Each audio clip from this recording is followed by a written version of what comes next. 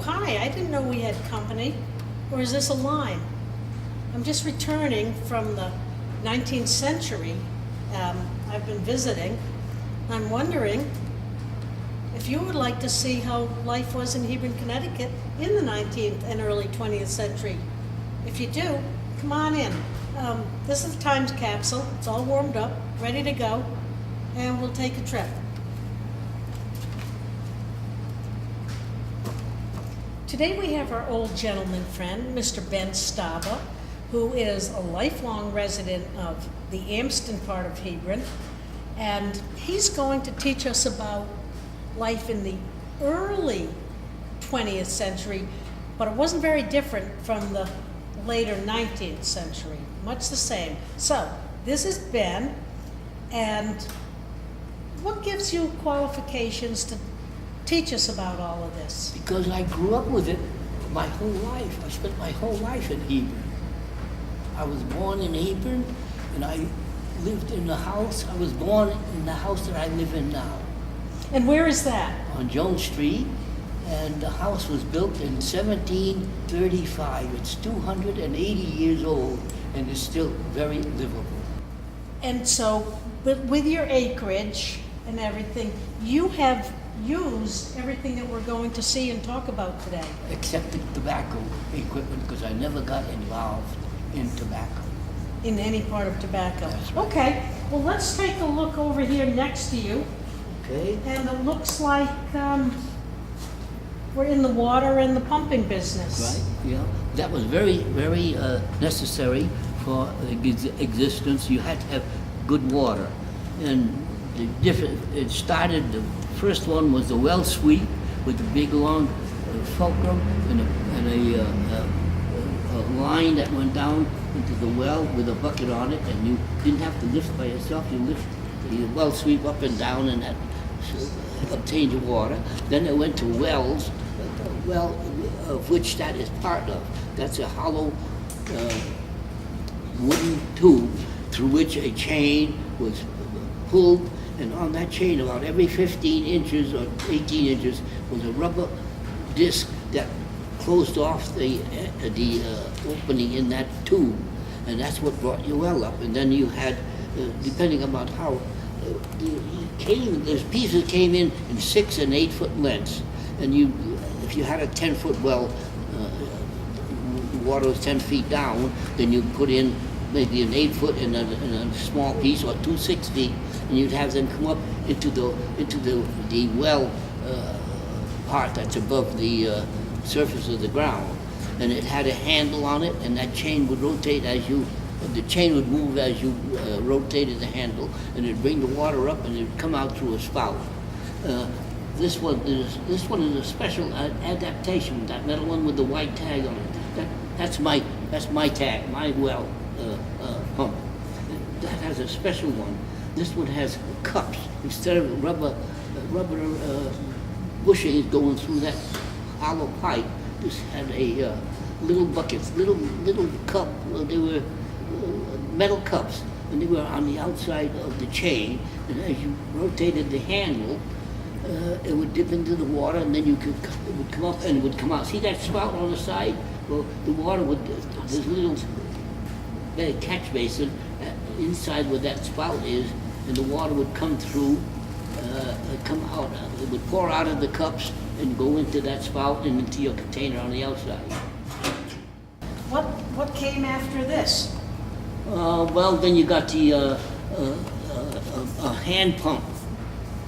Some places they had a hand pump, but that was after you got pressurized system. This was not a pressurized system, and you had to carry the water in with a pressurized system that was a hand pump, but it was pressurized, and you could have in a frost-proof area. You had your pressurized pump for the hydraulic pump. But these are all outside, so in winter time when you had low freezing temperatures, these were made so that they would empty themselves. This would never stay full of water. It would drain out so that you didn't freeze your And the water was low enough below ground Oh, yes. that it was never frozen. And our well, we had 2 wells, and we never had ice on the wells because the level was below the surface of the ground, and the cold couldn't get to it. Now, while we're here talking about water, you had to carry it into the house Oh, to yes. use, Yeah. to heat, Yes. to whatever. Now, tell me about taking a bath. My bath is right over here. My Okay, we'll bathtub. see that. My bathtub, the whole family would take the bath, and you took turns, and maybe 2 or 3 people would use the same water. Who would go first? The cleanest one? I don't know. I was the youngest one of 6. I have 5 siblings, and so I didn't have much say in who's going first. And it worked good, but it was all a lot of work and you only did it once a week because you had to carry in all the water that you needed. You had to heat it, transfer it to the tub, and then after that you had to take it out. So that was on Sundays, probably at the beginning of each new week. Maybe Friday or Saturday. Oh, okay. Yeah. All right. And after the pressure type, but that was not motor driven. You had the hand pump, and that would get you. You were piped into the well with a pipe or some conveyance, and you'd pump it in by yourself, and you didn't need electricity. We didn't get electricity till 1936. 1936. Yes. No electricity, No electricity. in your part of Hebron. And then we got it through REA, and that was Rural Electrification Act. That got us electricity. So that paid for the development of it through the. Well, it's putting the poles and the lines up. Then Right. after that, we went to electric motor. Electric motor, I think there's one right there on the ground. I think there's one on the ground. Electric motor driven, and that took the place of the hand pump. Is it just to the right of your pump? Yeah. See, and another pump, another one of those hand ones. You see that one at an angle in the wall, near the wall? Yep. That had a steel pipe that went down into the well, and that came after this one. That maybe at the same time, but in the same period. That one, we had a pipe going down at the bottom of the pump. There's a pipe that goes down to your well, and this is a vacuum pump, and it can go only around 28 feet. If you were below 28 feet to get the water, it wouldn't work because the vacuum wouldn't hold. Long before electric submersible pumps. Yes, yes.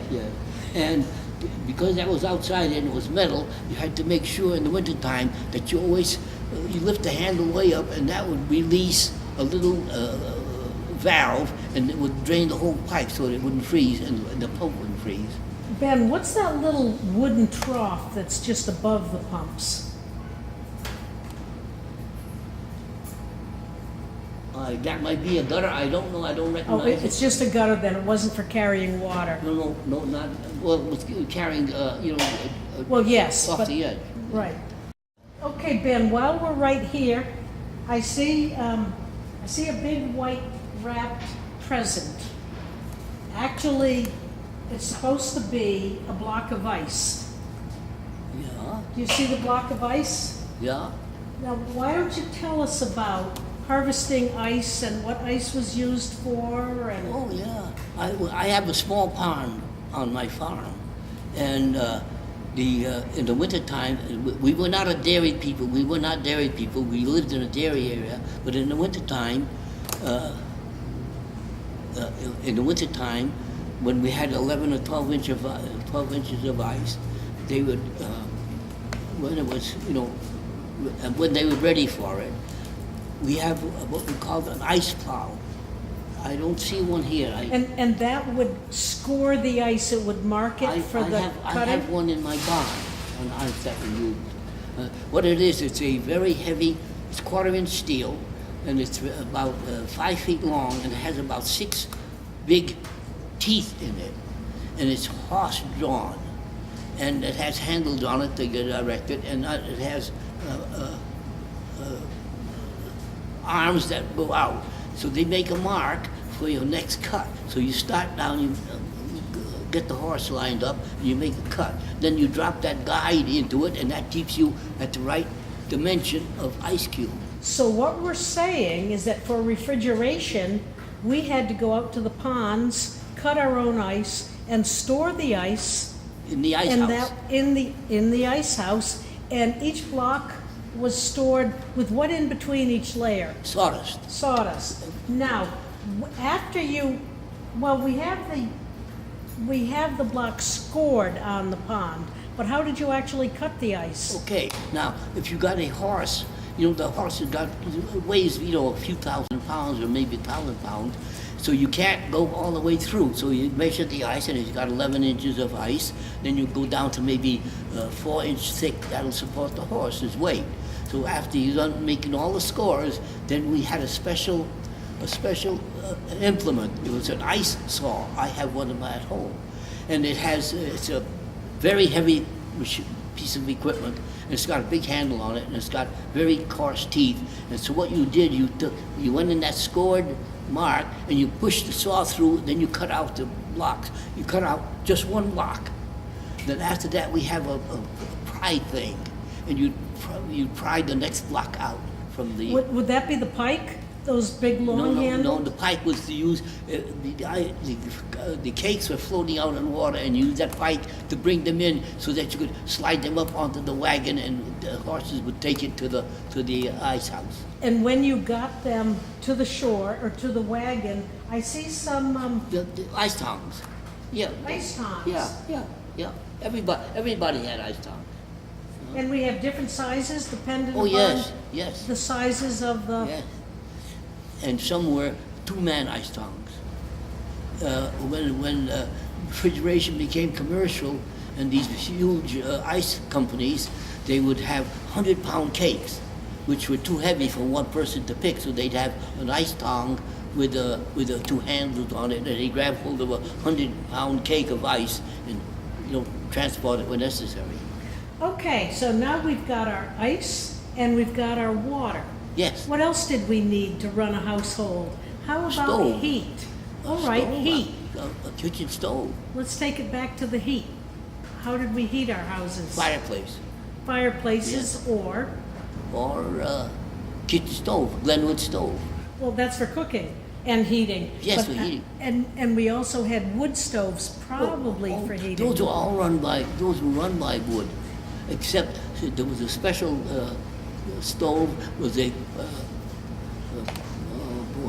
bucket a day. It was a coal. Coal was an old fuel, very old fuel, and you'd have a bucket a day stove, and that was purely for hot water. And they were very small, they were about that tall. I had one. I think mine is right here. I think mine is here at the show, and that's after you got electricity. But prior to that, on the back of the stove was a copper reservoir, and the stove, when it was burning, would heat up that water, and you could dip it out. Okay, so to run a home and a farm, it took an awful lot of energy just to get your water, to get your heat, to get your refrigeration. So much of your time was taken up in just... Yeah, we spent a lot of time cutting wood. We burned wood till 1964 exclusively. So we weren't using chainsaws. What were we using? They're right over there. They're hanging on the wall. Yeah. Well, you got these crosscut saws. Yeah, crosscut saw, two-man saw, or they made one-man saw also.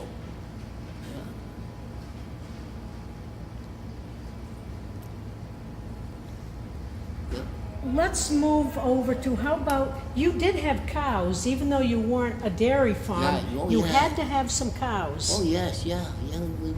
We used to instead of whipped cream on chocolate pudding, we used to put chocolate pudding on whipped cream. And we never. I think I'm just conjecturing that the pasteurizing changes milk so that it milk and cream act differently in the human body because we had cream and butter, homemade, all these items, and we never suffered from it. We never put on excess weight or anything. Well, once you pasteurize it, it probably becomes a processed food, huh? Right, yeah, so, yeah. Because the heat has changed it. Yeah, the heat has changed it, yeah. And we never tested cows for tuberculosis or any other disease ever. That was a 1930 development. Or the brucellosis. Yes, yeah, oh yeah, yeah. All right, so to have cows, you had to feed them. No, that was work. Haying, we had to do the haying in the hot part of the year, and some of the haying equipment is right here. See that big thing right there? That's loading hay. That's called a hay loader, Yeah. appropriately.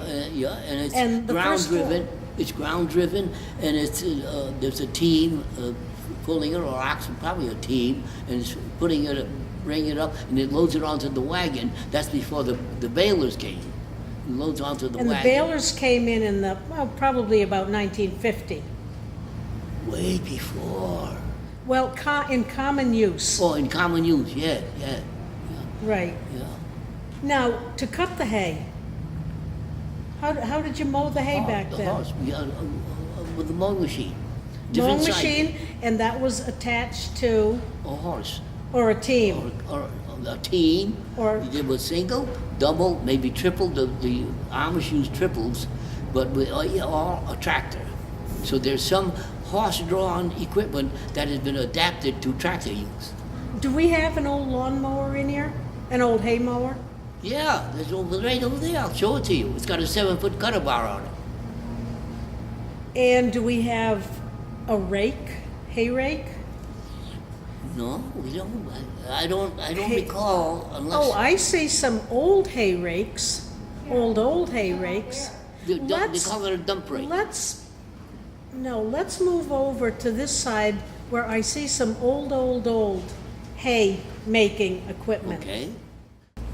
Now, Ben, we're right here in an area of a lot of harvesting tools for grain, hay, corn, various things. Let's talk about these items and how they changed through the ages. Now, I know the scythes, so many things were done manually. Yes. One person did everything. And I see scythes and I see rakes above them. But tell us about that. How did those items work? Well, if you were doing silage, now that's a large volume. If you're doing corn kernels to feed your chickens, that's a different approach. The chicken feed corn kernels would be let grow to maturity, then you'd cut the stalks, or else you just break the ears off and put them in a drying area. And then when they got real dry, then you would knock them off. We have a piece of equipment here that is called a corn sheller. It takes the ears of corn. You drop the ear in, Yes. and then there was a crank. Yeah, right. And then the cob would separate from the kernels, and you throw the cob away or do whatever you want with, but you got your kernels. And then we have a grinder to grind the corn so that the chickens would have, would be easier to handle it. That was for corn meal for chickens and other fowl. But the silage was for feeding animals, the cows, for milk production. And Well, that was inclusive of mostly just the stalk. what they did is, before it got mechanized, now it's completely mechanized, but years ago when I was growing up, when in the fall, in September and October, there would be a group of men. They would be in it would be like a team of men, and each one of the team would have a specific job. Now, one of the first jobs, after the farmer had grown the corn until it was 8 and 10 feet tall. So then in September, they would take that sickle, that's the small handled cutter, and there would be maybe 3 or 4 sickle operators, and they'd walk along walk, not ride. They walk and they cut each stalk and they lay it down. And so they go down the row of corn, cut one of those, lay it down, walk ahead, cut another one, and make a little bundle of it. They 3 or 4 or how many. And then they would stand it up to dry? No. They would lay it down. Then Right. there's another group with a horse and conveyance, and those they'd come along and grab those stalks. And the people who did the cutting always put them in bundles. Maybe 5 or 10 in one bunch. And these fellows with the wagons would pick that bundle up and put it in the wagon, and then they'd haul it to the barn, and there would be a tractor-driven machine, and it would chop the corn into. It had rotating cutters on it, and you chop the pieces into about 1 inch long. Now, you're talking about the way it was done when we had tractors, which would have been from about the 1920s moving forward. But before that, they see that trough right there.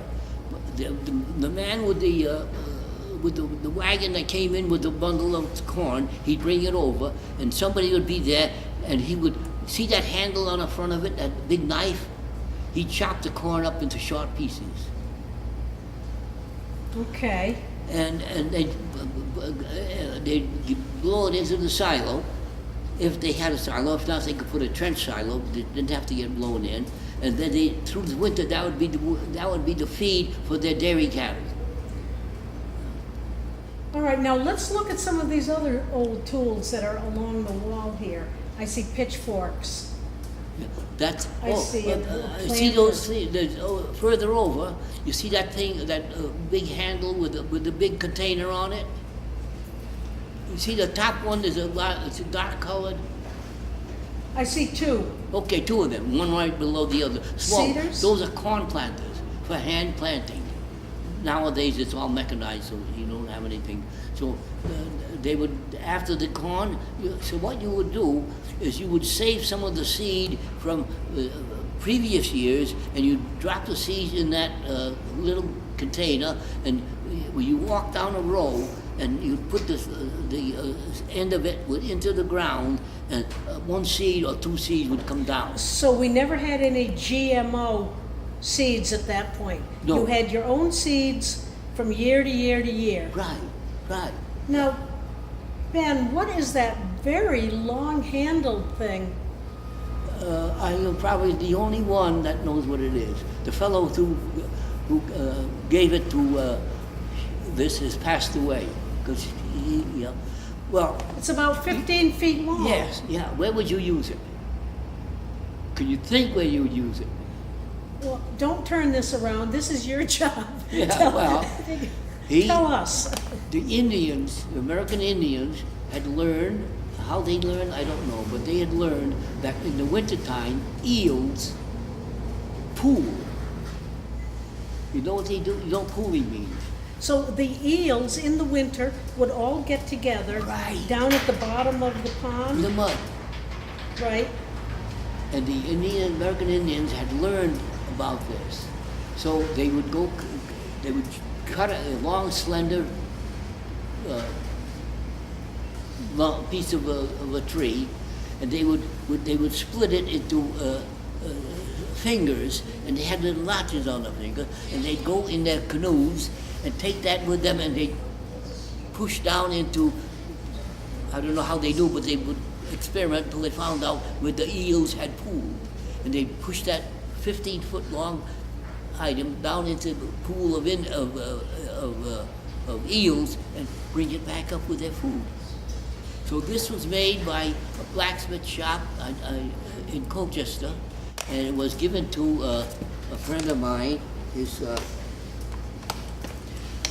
father was a fisherman, and it improved. It was much more efficient than that implement that the American Indians had used.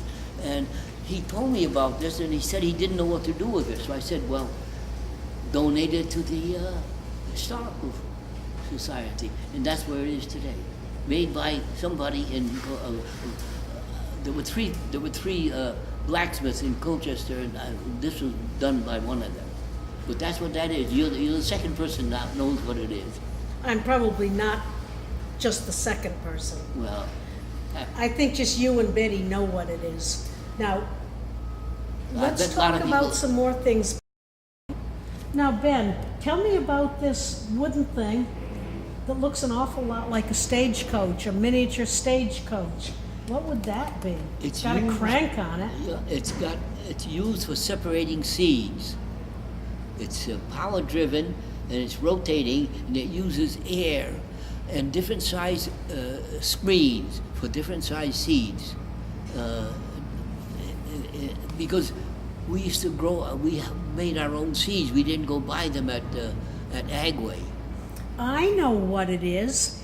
Did this take the place of the old hand flails?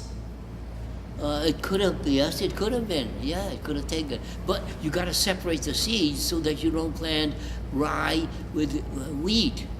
And by the size of the seed, you have different size screens, maybe 10 different size screens, and you put them in with the finest one. The first one would be clover. Clover is little round balls.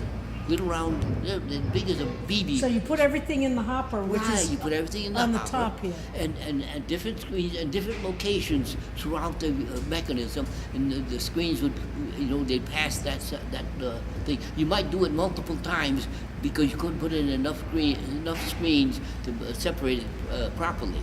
But that's what that was. And I have a 1902 Sis Roebuck catalog, a repro. And they're listed for, I think, $12 in 1902. $12? And that's a pretty fancy piece of equipment. Well, $12 was a lot of money in 1902. What would $12 in 1902 be in 2014? 12,000, 12,000. maybe. It doesn't. The catalog doesn't say what it could go up to, but I think maybe 12,000. All right, now I mentioned a flail when you mentioned separating the seeds, and I mentioned a flail. Did you ever use a flail? I can't remember, but I got one. We got one hanging in the attic. How did they work? You beat on. Well, we used it for beans. We used it for beans. And what you did is you put the beans in a bag, what was that? Burlap bag. You put the beans in a burlap bag, and you put them on the barn door, on the barn floor, and then you hammer with a flail. You know what a flail is? You know how it's built? Okay, it's in two pieces. It's a short piece about that long, then it's got a big long handle, and it has a leather thong.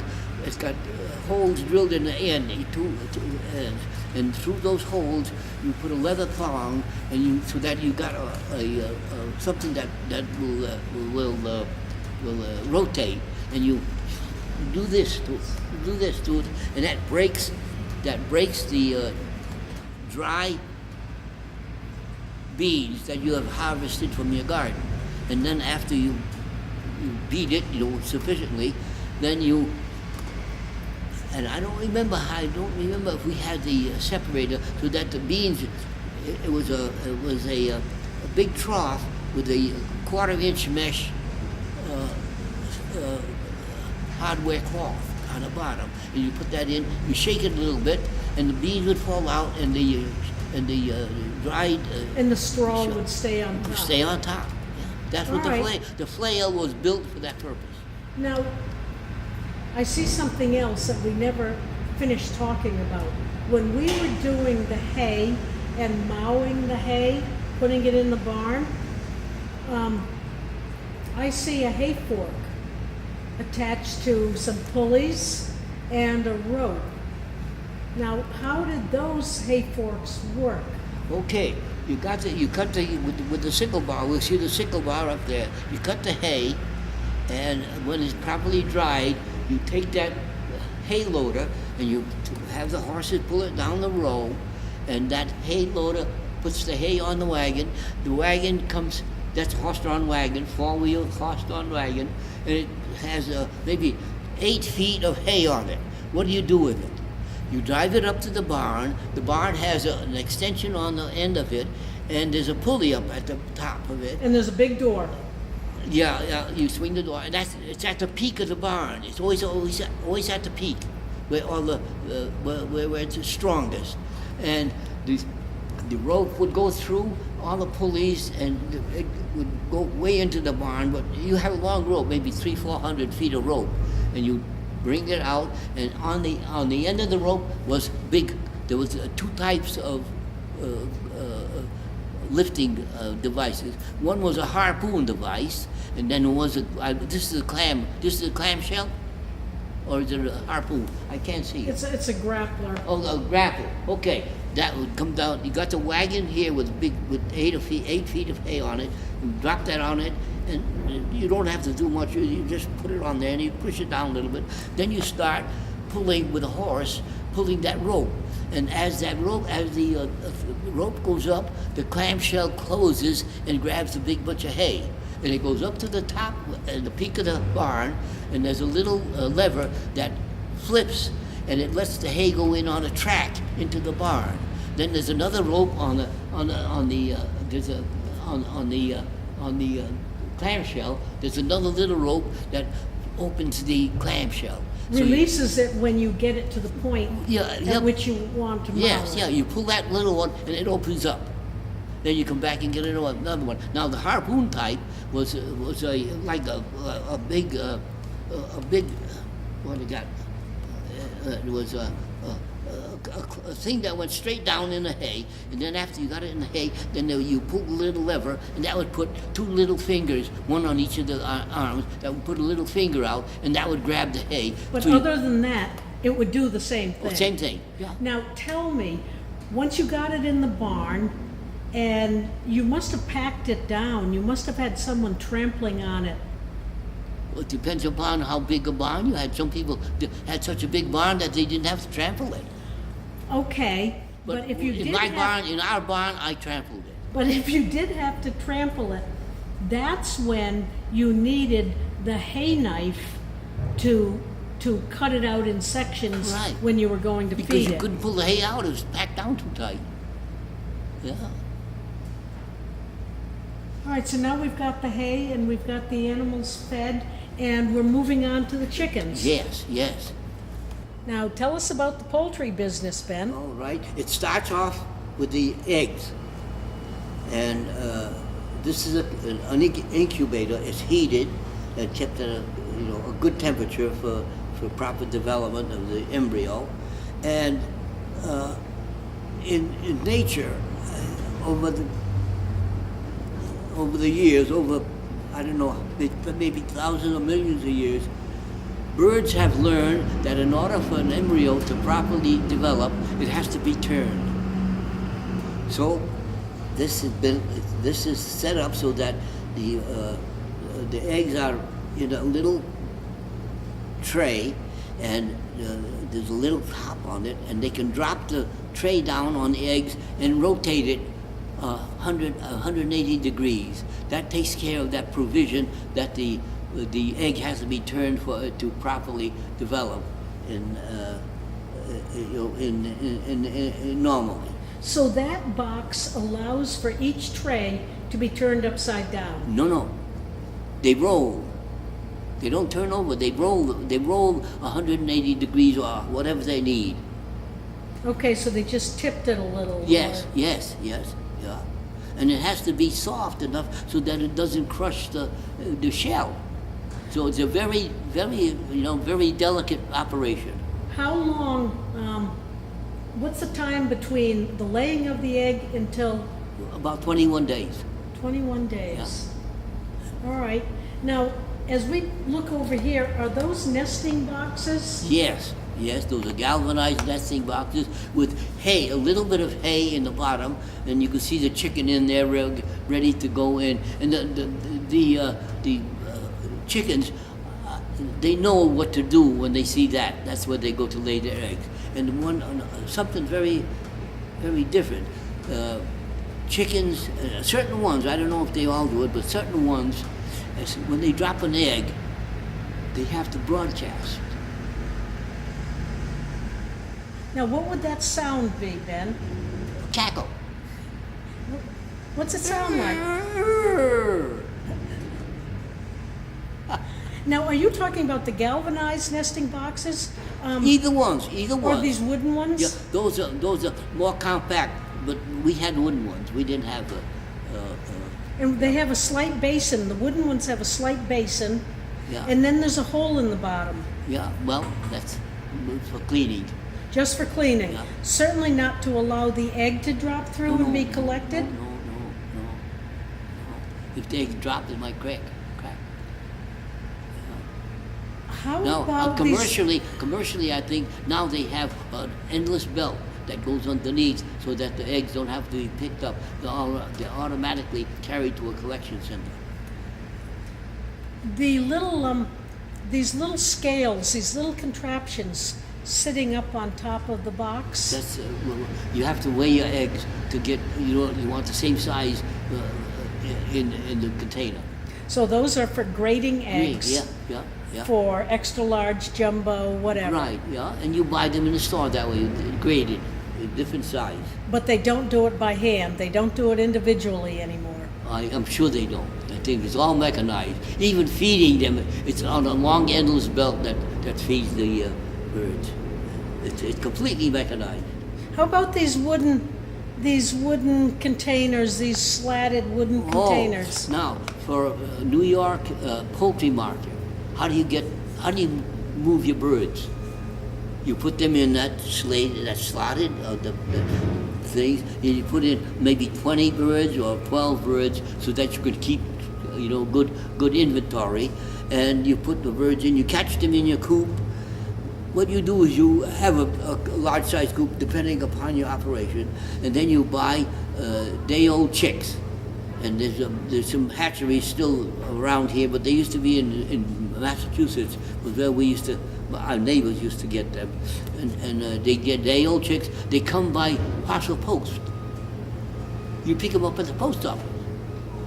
And you get those day-old chicks from the post office, and then you bring them into your area that would accommodate small chicks. They have to have a different area because of different heat requirements. The big chickens with feathers don't need any heating. Tell me about getting chicks when you weren't having them sent parcel post, when you had a rooster. Oh, well, okay. Now, without a rooster to fertilize the egg, it will not hatch. It's got to be fertilized egg that's been fertilized by the rooster.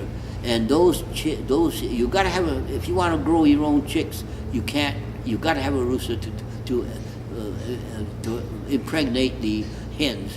And those you can develop yourself. And chickens have a certain the hens have a certain cycle where they will sit on eggs. Normally the chickens will not remain stationary. They want to go, they're foraging. They're looking for food here and there.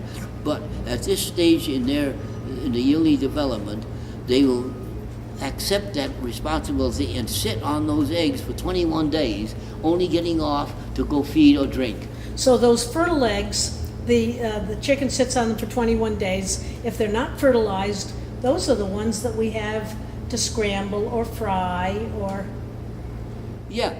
or cook with. Yeah. And you can use the fertile ones just as well. There's no difference as far as dietary purposes. There's no difference between a fertilized egg and an unfertilized. If you're using them immediately. Yeah. Well. Right. Otherwise, you crack them and you're going to find part of the development of a baby chick. That's right. Yeah. If you don't, that happens. Yeah. Now, Ben, we're sort of in the dairy business at this point. I see bottles, I see machinery, I see 40-quart milk cans, cow stanchions, all sorts of things. What would you like to tell us? Well, how the milk is handled. This is after you've gotten it out of the cow. Yes. We haven't got any You haven't got any milking machines here. Well, we do have one. Okay. Well, I see two. Here's one. Oh, yes. And there's another one on a high bucket. Prior to that, this was the extractor. This was a vacuum pump. Vacuum pump, right, yeah. And prior to that, it was hand milking. Show us the action for hand milking. Just like that. Just like that, yeah. And you could get as much And you had as... to learn how. You had to learn how. I have had people try to do it, but they didn't know how to milk a cow. You got the top finger goes first, and then the other one to go down. And they probably have some cows, some pretend cows over here where kids could practice. Yeah. Oh yeah. How much milk could you get out of one cow at each milking? Years ago, Jersey, if you got 10 quarts, that would be the maximum for a day. That's a Jersey. That's How a Jersey. about a Holstein, a black and Holstein, white? wow. Then you're talking 30 quarts. 30 quarts, so you're getting 3 times as much, Right. but you're not getting the same volume of cream. Right. That's maybe 6% cream, and maybe you got 3.5 on the black and white. 3.5 was, they try to. What they would do, they get 3.5, maybe 10 3.5, and 1/6. 1/6, and then you add it all together so that the Jersey cow or the Guernsey would boost up your Holstein cow milk. All right, so we had, well, after we got the milk, let's jump from there. We have the milk, and cream was worth What are a you going lot to do more. with it? Wait, decide what you're going to do with it. You're going to feed a calf, or you're going to put it on your cereal? Or you're going to make cheese. So you got to decide what you're going to do with the milk. So if you make cheese, then you leave it at room temperature, and depending upon your desires, you got different cultures for different kind of cheese. Have you ever made cheese? Oh yeah, and we would. Oh yeah, and we used to. What we used to do was try to propagate or retain a certain strain of bacteria. They had very good results. Very good cheese came from that particular bacteria culture. And what we do is, if the cows went dry, we'd always keep some of that prior culture and put it in the refrigerator and keep it till the next batch came, so that we could continue using the same culture to get that same type of cheese. Just like for making bread with your sourdough, with your starter yeast, whatever it was called. Yeah, but sometimes if we lost that culture, it would take us a couple of cheese batches before we got some good culture back again. All right, tell me about this machine, The cream separator. this cream separator. Oh, the cream separator is based on specific gravity. The density of milk is much lower, well, quite a bit lower than cream. So what you do is you have in that, where those two pipes are, or in part of it, there are discs, inverted funnel discs, and they rotate at probably 1200 RPM. And the cream, that rotation separates in stages so that the cream comes out of the top tube and the milk comes out of the bottom tube. Because it has to rotate, so that's a very hard job. And in order to keep you on the ball and making sure that you're doing the proper separation, there's a little speedometer, which mounts to a speedometer on that mechanism there. And when you get up to speed, that speedometer starts clicking. And when you hear that little bell, then you know you're at speed. If you're not up to that click, that bell sound, don't add any milk until you get, wait until you get up to that speed before you add your milk. Now, before you had these cream separators, you probably just put your milk from the day before, just put it in some container, And cool it. cool it, of course, keep it cool, and the cream and the milk will separate by themselves. Yes, yeah, that's, well, you think this is what it is right here.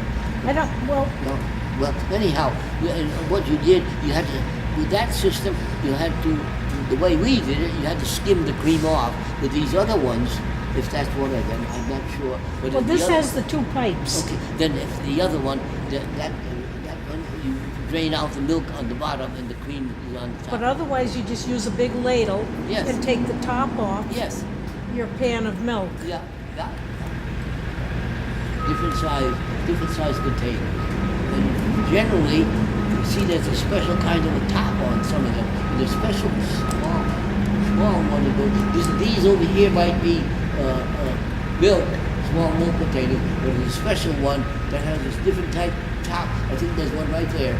That was the cream container, because the dairies also had cream in that volume. I think those look like strainers that went into the milk pail, that after you milked the cow, you just poured the milk through those strainers. Yes, that one right there. And you bought discs, those discs that you put in on the inside, and that would fit on, that one of those would fit on top of one of these cans, so that when you poured the milk in, they would automatically strain. And that would just make sure that no foreign particles Right. got mixed in with the No milk. hayseed or anything. Yeah. Right. Now, Ben, I think it's time we started talking about horsepower. Yes. What does that expression horsepower mean to you? That means giddy up, go, and back, and ho. And gee and haw, Yeah, no, gee and ho, oxen. those are oxen. Yeah. And what did gee and haw It mean to oxen? may went over to horses also, but that was the same, left and right. G and haw, left and right. Yeah. And So we got- port and starboard. Yeah, and we got sort of oxen equipment mixed in with the horse equipment. Like over there, we got horseshoes, but the horses had, in order to put a big load on, and that's something that I can't understand it. The horses had a big collar like that one over there on the wall. There's 2 haves in it, and the cow and the oxen had just that piece of wood to carry that big load. You know, how could the oxen manage to carry a big load? A plow is the biggest load. How could they manage with no cushioning material? The bows that attached to the yoke were just to attach to the oxen, but it was the yoke that was really carrying The weight, but where do you put all right, that's the weight. But what about the forward motion that's pulling against your shoulders? Well, no thank you. No, thank you. That's why the horses got that big cushion with the horse collar. And these guys had no collar. All right, so back to the horse collar. You had the leather collar, and on each side of it was a wooden item with a brass tip on the top. What were those called? There was 2 of them, and they're called hames, and they do a lot of things. You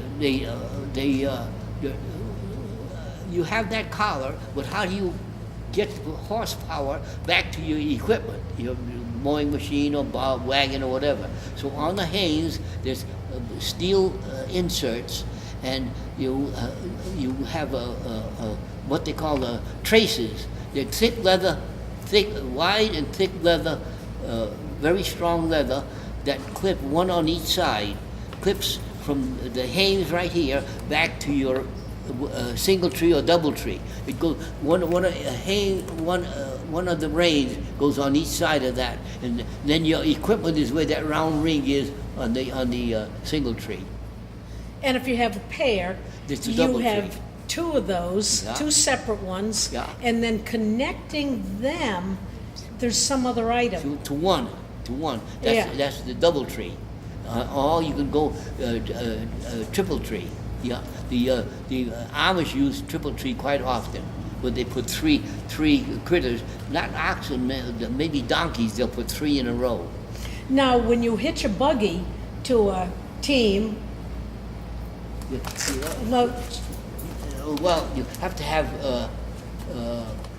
shafts. They're the long wooden pieces? Yeah, no, that's for a single horse. Yeah, and then the horse backs into the shaft, and then the traces are attached to that. But with the double tree, then you don't have a shaft. You don't have shaft with the double tree. You have a pole, and that's that carries all the weight. The pole is attached to your piece of equipment. I noticed that you even have shock absorbers on this buggy. Oh yes, and those have a special name. The elliptic. Some of them, yeah, I think. They're elliptic. The name for them are elliptic. Now, some of them have a double elliptic, and in fact, I got a car that has double elliptic springs on it. Oh, what did you call this, Ben? This front part of the buggy? Dashboard. Yeah, that's a dashboard. And we don't have a rear view mirror. No, don't need it. I think nowadays in the Amish country they have a rear view mirror. Well, they have probably their signal lights and everything. I'm sure they got all kinds of stuff. You know. Well, they're competing with the 70-mile-an-hour automobiles, so they got to protect themselves. Now, early buggies, this has a rubber, Right. It's soft riding. You know. a rubber, what do you call it, that top surface surrounding the spokes. Tire. They have a steel tire and a rubber tire. So this is the tire. Yes. Originally, there was no rubber. What Yep, surrounded the Yeah, spokes? a steel tire, they called it. That's what they called the rims? Yeah. The rims were yeah, called yeah, steel steel tires. Yeah. All right. You see that thing right down in there with the teeth in it? Right there. That's a vise. You could tighten a piece of pipe or a piece of rod. You could put it. You could use it as a lathe or anything. Right. Yeah, that's what we're Okay. about. And it's in my 1902 Sears Roebuck catalog. I think that's $6, $5.95. Okay, Ben, here we are. We're at the blacksmith area. And you really couldn't do anything without a blacksmith to provide you with your tools or to repair them or to adapt anything you needed. What can you tell us? I see right in front of us a very, very, very old anvil sitting on a piece of wood. That's probably the oldest item here. Yeah, that's mine. I got it. I don't remember where I got it, but that's a chestnut stump that came with it. And that's not really an anvil. That was made for wagon work. And that's really a sheet metal piece of equipment. It serves as an anvil for light duty. Well, I see you've got two ends. One end is rounded and one end is squared off in shape. So that you handle different shape. You know, if you have to go around the radius, you use one end, and if you've got straight pieces, you use the other end. And the blacksmith or a tinsmith, he used to make all kinds of things for the kitchen. You know, that thing you got, that cookie cutter would be made on something like that. Now, tinsmith, a lower amount of heat or no heat? Just a thin piece of metal? Thin piece of metal, whereas the blacksmith uses big, thick, heavy pieces of metal that he has to heat till they're plastic so that he can form them. I see a lot of tools as we move along here. Well, and those are all called Hardys, Hardie, Hardy, and I don't have a big anvil, a 300-pound anvil. Well, we don't have a big 300-pound anvil here, but for different purposes, you use different Hardys, and they call that, they measure, and that chestnut stump has openings, and those are called Hardy holes. And it's very, very important when he's doing things. If he's doing something with a square axle, or is he doing a shaft, and he'll use the proper Hardy for that particular operation. I see some ox shoes against the wall, and and many horseshoes also. Why did those things that are called ox shoes come in two pieces? Because the oxen has a split hoof and the horse doesn't. Well, we'll have to take a look at that next time. Yeah. And then there are lots of pieces of hardware, house hardware, barn hardware, mounted on a green board. Yeah. I see hinges of many shapes, Yeah. hooks. Yeah. Did you ever do any blacksmithing? No, never. No. So you can only admire See, the work. yeah. And see, some of those are hinges. You see, they drive into a wood, and they got a little upright thing, and that's what it pivots on that. But that big, that's a big spike that they drive into the big timber and hang the doors on that.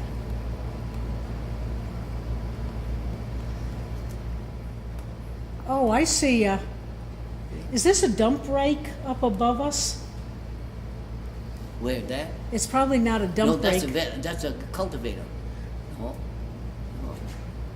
That's a cultivator. That's for cultivating soil. It doesn't have any it's stone in it's it. a weeder. Okay, I call it a weeder. It kills the weeds. Yeah. And I think, you see that thing on the wall with a piece of angle just above the no smoking sign? Is that a piece of metal? Is that metal and it's got that angle coming down? Yeah. I think that is a fireplace crane. Probably is, and it's not where it's mounted into the side. It's missing some parts, but Well, I didn't know that, but I found out, after we'd been at the house for many years, that when they build a fireplace, they put these anchors in it at a very standard dimension. So we've got a big crane for our big fireplace. We got it in Pennsylvania, and it's 5 feet long. It's 60 inches long at the top. And I said, how are we ever going to fasten that in our fireplace? I brought it over, and lo and behold, it's built so that you slide it up, put it over the attachments, put it down, and it fits perfect. and the bottom rests and holds it. Right. Yep. Well, you see that the bottom also is round, and the top is round. And the round holes in the braces that are in the chimney, and they are well anchored by lots of stoneware. And that's exactly what they do, and that angle is to give it strength. This is a horse-drawn. It was originally built horse-drawn. And it had that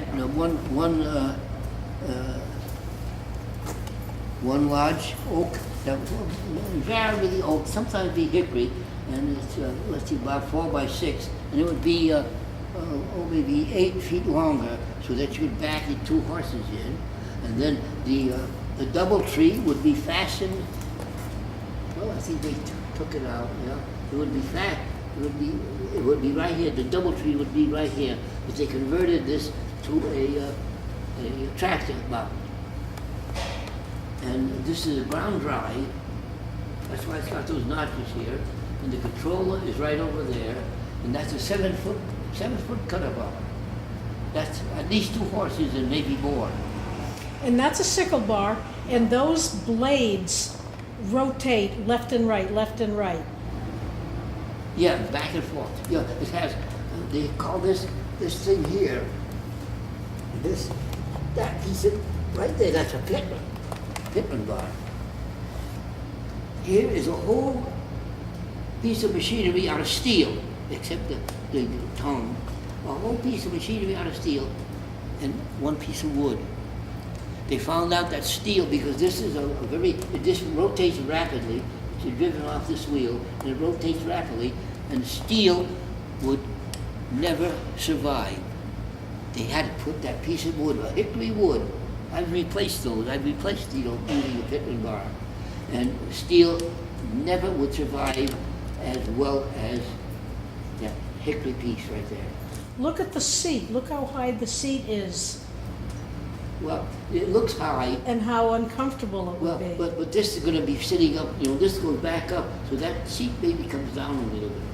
And you see this thing right here.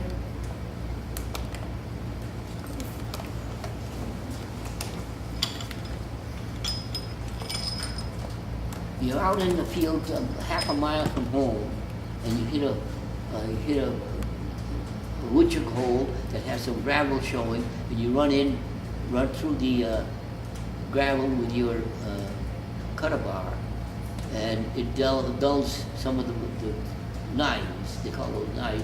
Those are called knives. So instead of going all the way back with the horse and mowing machine back to the barn, you let that down, and you can. On the end of it, there's a little latch. It's a two-side latch. You pry the latch open, and that cutter bar slides right out. And then, if you can hold it, you can turn with one hand. You turn this, or if you have somebody, get somebody help you.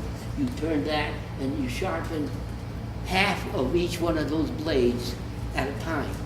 And that's why this has the bevel grinder on it. And then when you get home, if you have a broken one, you can just knock the rivets out of each. Right?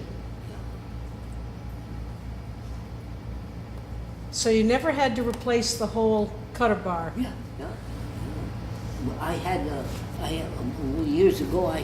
We had open house on the farm, and I set one of these up. I got I think mine was a 5 foot, maybe 5 or 6 foot, just like a horse drawn. And I put the cutter bar down, and I engaged the clutch here, and this was suspended in the air, and I put my foot on it right here, just like this. I push it down on it, and that would demonstrate back and forth how the cutter bar worked. Now, what is that thing right in front of the hat that looks like a cup holder? That's for lubricating oil. You always lubricate that, and some of these other pieces, you carry a lubricating container. So that held your oil can. That held the oil can. Yeah.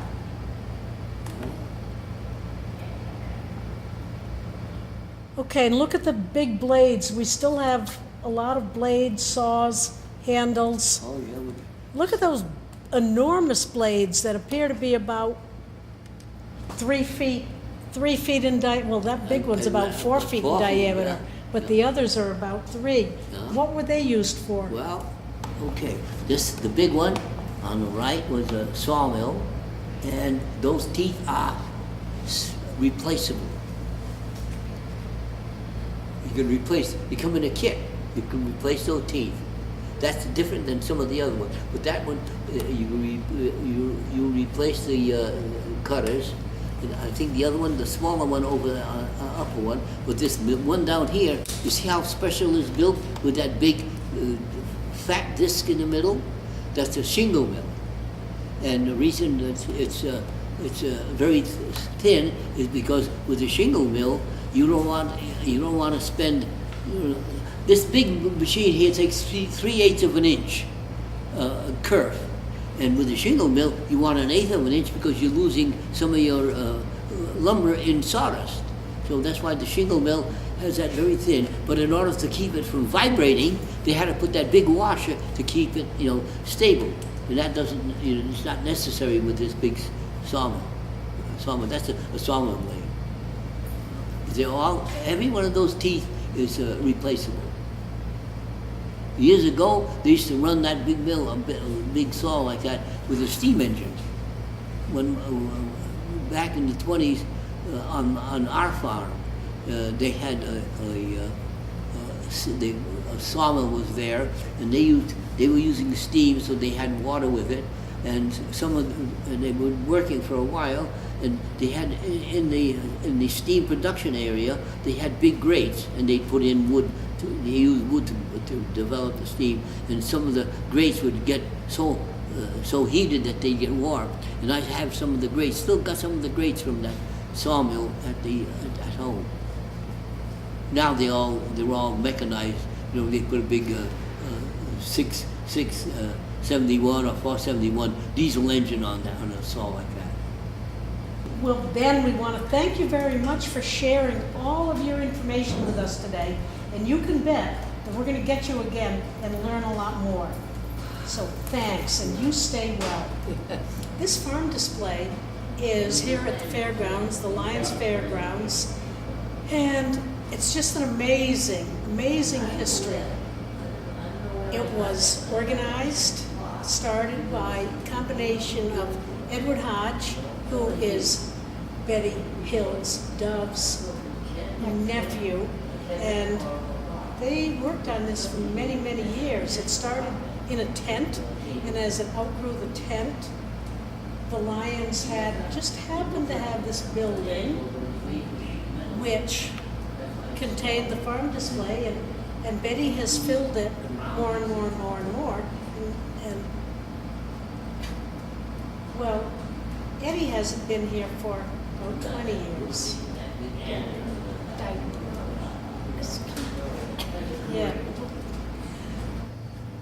Yeah, 20 years. But Eddie has continued it wonderfully. Not much more room. No, he always squeezed something in. So Betty, thanks for letting us in here today. Well, thank you for joining. And just remember that whenever you get to the Hebron Fair, you can come in and see everything on your own. Thanks.